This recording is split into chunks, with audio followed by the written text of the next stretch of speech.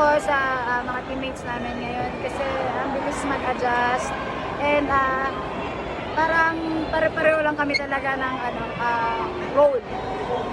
Ano yung, kung ano yung kailangan gawin, pinupunan. And which is ang bilis namin maka-adjust. Lalo na led by Ate Gia. Kaya ayun, thankful ako sa kanila kasi sobrang napapadali yung trabaho namin.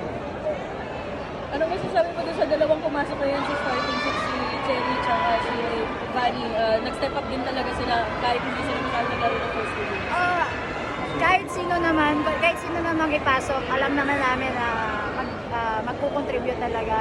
And ako, masaya ako sa naging performance namin for the last 3 games na nangyari, nalaro namin. Sobrang nakikita talaga ng kahit 1 week preparation, 4 na araw lang ata talaga yon.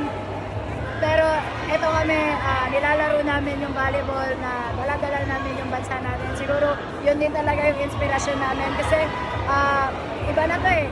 May Philippines na nakalagay. So dito kami yung hugot na lakas.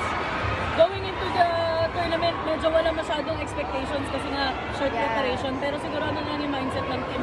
3-0 na kayo and pumunta na rin kayo sa semis.